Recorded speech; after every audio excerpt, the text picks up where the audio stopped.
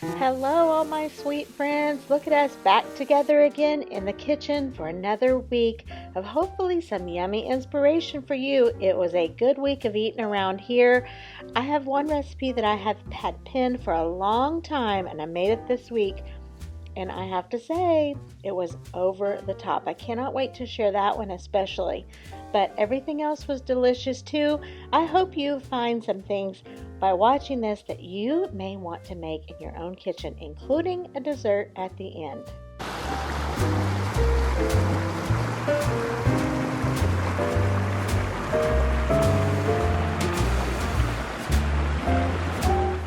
You are looking at one of the best dishes I have made in a long time. This was delicious. It's called Chicken Gloria, and let's get into it. I'm using this caramelized onion butter seasoning by Kinder, and I have one very large boneless skinless chicken breast that I have just cut in to pieces to make them a little thinner and a little smaller. So I'm generously seasoning those with that caramelized onion butter, black pepper, and then next I'm just going to go in with a light dusting of flour before I get those fried up in the skillet. Now, the recipe says to just season with salt and pepper, but I use this caramelized onion butter because I am just really enjoying that right now. It's a new seasoning that I am really liking, and so you can flavor up your chicken however you want to before you get it into the skillet. Now, we are not going to fry this up to complete doneness. What we're going to do is to fry it enough to where it gets some really good flavors locked in and some color on it, and it will finish baking off in the oven. Now, I am just adding these to the skillet. I had fried some bacon for breakfast and just stuck that skillet back in the oven. So there was just a little bit of bacon grease, a tiny bit left in there, and of course that added to the flavor. And I say put that back in the oven, I just mean that's where I store it when I'm finished with it, because I knew I would fry this chicken up in it later. So look at that, it's getting some really good coloring, some golden brown there on the outside. Again, you're not going to fry this to complete doneness, but just to get some color on it. I'm adding a little bit of butter in there to finish it off, and then I'm going to move this to the dish that I'll be baking it in the oven. I cannot say enough about how good this dish was. I really, really hope you guys give it a try. Wait till you see how this just keeps building with great flavor. Oh my goodness, this is a good one. And then back to that same pan, I'm adding a little bit more butter, and now it is time to saute the mushrooms. Now, I know this might be a game changer for some of you who say, I'm not going to try it because I don't like mushrooms. That's okay. Try it anyway and leave out the mushrooms because it's really, really good. And I think the mushrooms could be left out. Those of you that like mushrooms, you are in for a treat. Mushrooms have such great flavors. It's like a depth of flavor that is in this dish due to these mushrooms. And so, yeah, if you love mushrooms, this is just going to be fantastic for you. Once those are fried up and have some color on them, I'm just moving them to the baking dish. And here we go with another round of butter, another couple tablespoons into the skillet. Now we are going to make the sauce that goes on top of this. Now, there are a few steps to this recipe, but it is easy and it is quick. So you add a little bit of flour there to your butter. You're just making a traditional style roux. You want to cook that off for a minute or two so the flour gets cooked a little bit, and then we are going to add in some chicken broth and some heavy cream and some garlic, and that's what's going to season this up for a sauce that is absolutely decadent. It really, really is so creamy and thick, delicious. Now, as usual, look below. I'll have the whole recipe down there. I'll have a link to where I found the recipe. Like I said, I found it on Pinterest a long time ago. I don't know why I pin these things on Pinterest and it takes me forever to get around to making them. But this one, my goodness, it was worth the wait. All right, in with the heavy cream, and we're just going to whisk this together until it becomes nice and smooth.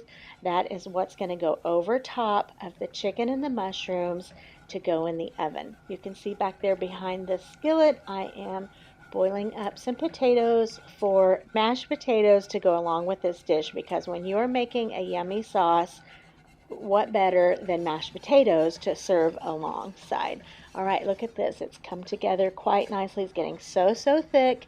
And now it's time to just add it on top of this chicken and mushrooms, which would be so good even just by themselves. So good and delicious. But like I said, this is decadent. So here is one more step to this dish that is working on building such a delicious flavor. It's just so good. Now, you thought we were done. Nope, we're coming in with Gouda. And you just want to top the whole thing. I have slices. You might have some shreds or however, but slices is what I had. I'm just going to top this with the Gouda. You want to go ahead and cover this with aluminum foil, and it bakes at 375 for only 20 minutes. And of course, just check your chicken to make sure it is at least 165 degrees. All right, since my oven is going, I am going to do my asparagus in the oven. I am just using, again, this same delicious seasoning and some pepper. I'm going to go in with some olive oil, and this is going to bake right in the oven while the chicken is baking. So that's one way to just do double duty while your oven's going. A lot of times I'll do this in my air fryer, but like I said, since the oven was hot, I just baked those in at the same time. And look at this. Look at this. Oh my goodness. Bubbling deliciousness. And it is ready to roll.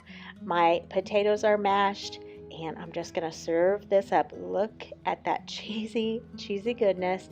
And the sauce, I just scooped some along with those mushrooms and added those a little bit on top of the potatoes. I just can't say enough about how good, rich, and flavorful this is. It feels a little fancy, but it's definitely easy. Didn't take real long to come together, just a few steps. This is definitely one that I think you would feel proud to serve to guests, and of course, to serve it to yourselves, you and your husband, your family, however. It was a really delicious meal. James is not real fond of asparagus, so he wanted some sweet peas instead, so I cooked those up for him. And like I said, we really gave this one a big thumbs up. We loved it. Give this a try if you're looking for something a little bit different. And so you can see how the mushrooms could have been left out, and you just basically have a deliciously flavored chicken and sauce, and the cheese, of course, on top. So give it a try. Come back and let me know if you have, or if you've already made a dish like this. Like I said, this one's called Chicken Gloria. Look below for all the details. This is what I'm getting ready to make up for dinner for tonight. I ran into Kroger to pick up a few things. I found this on the markdown, and these are two really nice size pork steaks. So I'm gonna lightly flour these after I season them, and I'm just gonna fry them up in the skillet. I can't tell you the last time I've made a pork steak. Make pork chops pretty often, or pork tenderloin, but I've not made a pork steak in a long time, and my dad loves pork steak. My mom would make these for him a lot when I was at home. So this is kind of a nostalgic throwback thing to find. I don't think my Kroger, I don't know if I ever see these there, but I was at a different store today. So this is what I'm getting ready to use for dinner, and I'm not sure what else I'm coming up with. I'm kind of cooking on the fly today. Okay, I got my apron on because I don't need to be cooking in a white shirt and getting it all stained. So let's see here. I'm gonna go in with this Kinder's caramelized onion butter. I've only used this a couple times, but I'm really liking it. It smells great, and yeah, just the smell smells really good. Like I said, I've used it a couple times, so I'm trying to be, familiar with the taste and the flavor, and I'm really liking it. So I'm just gonna season in the little foam carton here like I usually do. I don't like to dirty up a bunch of dishes if I don't have to, and I like to be resourceful. So, I mean, why not use that? It's perfectly fine. Okay, this is probably enough flour for everything in this little container here.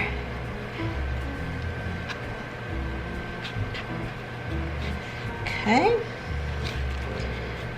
Let's get this apart carefully.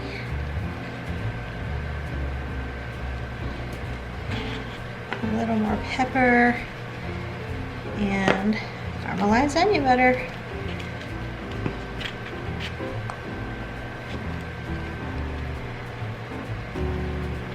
All right, I'm gonna keep working on these. I just want a light, just about like that, a very light coating of the flour on there, just for a shallow fry on these. As for the sides, I'm making some things that James mentioned that he wanted. He mentioned cauliflower and broccoli, and although he's not a huge fan of it, he does like it, but it's just not his very favorite, so he likes it a certain way. So basically, I steamed this in the microwave, added in some of that same seasoning, just mix this up really well, and he likes his pretty fine. He doesn't like big chunks of the veggies, so I kind of, made sure if there were some bigger chunks, I kind of took those down in size a little bit, and I knew he would like that better. Even finer than this he would prefer, but I kind of left it where it was at. I had a half a slice of Gouda left over, and then I'm just cutting up a little bit of Velveeta in there, and I'm gonna stir this around, put the lid back on this dish, and let it just sit here. This was a little bit before dinner was gonna be served, so I just let that sit there so the cheese would start to soften. And then here I've got the next thing that he had mentioned wanting, which was some jalapeno poppers. He loves these things. He could literally eat these multiple times a week. And I have said this before, I have been making them a little bit more often, but it's just not something I think of. And we really love them. So I picked up these nice big green very shiny jalapeno peppers the same day at the grocery store.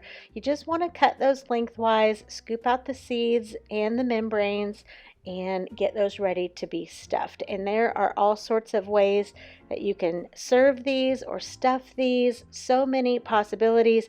In fact, I just made them the last time I think I made them here on my channel. I stuffed them with cream cheese and some fried and drained breakfast sausage. Those were delicious. I will link that recipe below in case you didn't have a chance to see that. But today I'm just going the traditional jalapeno popper, stuff it with the cream cheese. I don't go overboard with it because if you get it too full, it'll just kind of spill out the sides as it gets hot. So I just kind of fill it in there, but not overflowing. And then I normally don't just lay the bacon on the top like this, but I was trying to take a shortcut. I did it with some, I didn't with all. I definitely prefer the bacon wrapped all the way around. It just gives you more bacon on the jalapeno popper, and bacon shrinks up so much. Like you'll see when I show you how these looked on the plate. The bacon just shrinks up so much, but if you wrap it around, you're getting more bacon on there, and we definitely prefer it that way. And I'm just going to do these in the air fryer. I don't even know how long I did them for. I'm sure you could Google it if you were wanting an exact time, how long to do in the air fryer, but I just stuck them in there and checked them until they looked about how we wanted them.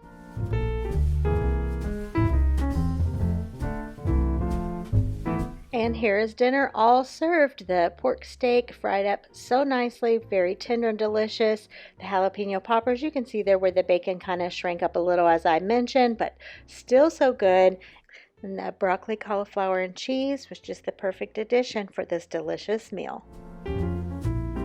Next up, I guess this would be maybe the summertime meal of the week. I marinated a couple boneless, skinless chicken breasts in a really good marinade of Olive Garden Italian dressing and Chick-fil-A sauce. I had about a half a bottle of that and thought I would just put those two together for a marinade for this chicken. It marinated at least a day, full day, probably a day and a half. It was so flavorful. I just fried this up in the skillet, low and slow, till it was done all the way through.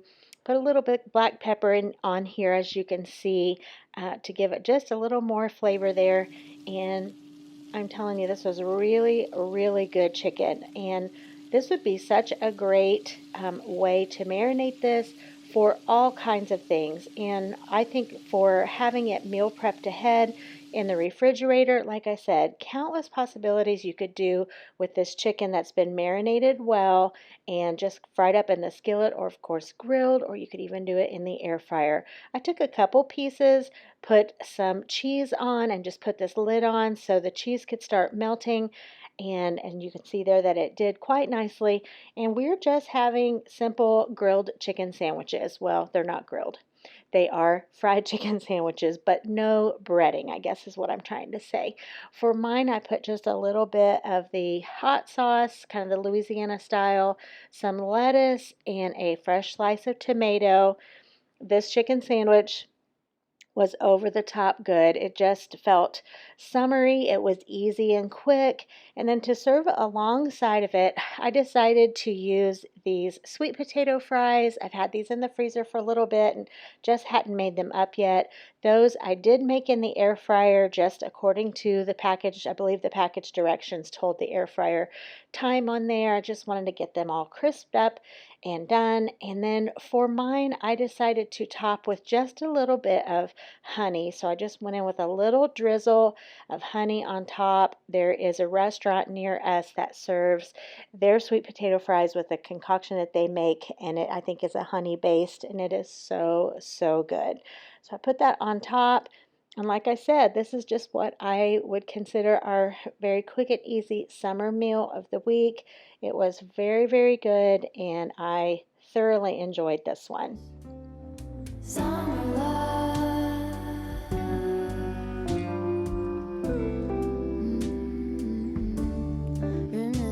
I am going to show you here a dessert recipe starting with a butter recipe yellow cake mix from the box. Can't get much simpler than that. Of course, just following the box directions to make it. I decided to use milk instead of water this time around. I don't usually do that, but I had some extra milk and thought I would. Of course, adding in your eggs, like I said, just making it according to the box. This is a poke cake that I just was thinking sounded good and looked up a recipe, and sure enough, it was a thing. So I kind of used it as a guide, but using the caramel that I had. That's right, it is a caramel poke cake. I am feeling fall. It's not fall time yet, but I can feel it coming, and we've had some caramel dip with apples already, and yeah, so I thought I would use this caramel to make a poke cake. So what I did here is just put some into a saucepan and added in some milk along with it. And on very low heat, I let that all melt together and thin down. Once the cake came out of the oven, of course, as you do with a poke cake, you poke a lot of holes in it. And so I definitely put as many as I could because I knew this caramel sauce was going to be thick and would need to get all down throughout that cake. And here, since I'm almost at the end of the video, I wanted to just take a second and tell you how much I appreciate all of you, my sweet friends, and the comments that you leave that are so encouraging. I can't thank you enough for those. It's just a real shot in the arm every time I read the sweet comments, and I really think you guys are the best. All right, here the caramel is on, and like I said, I'm going to work to get it all down in here. When you have a cake that has a final topping on top of it, like these poke cakes, you can really kind of smush and kind of pull the cake apart and really make sure whatever you're pouring in there is going to get down throughout the whole cake, because that's really the fun of a poke cake, is making sure it's all down throughout the cake.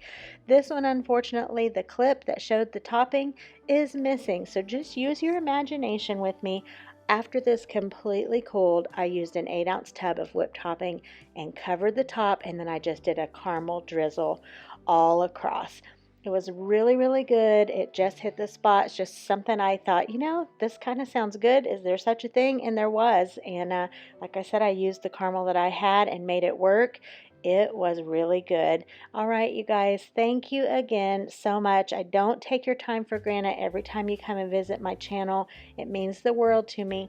Give this a thumbs up if you enjoyed it, you guys. Subscribe if you've not, and I'll see you next week. Good Lord willing, and the creek don't rise.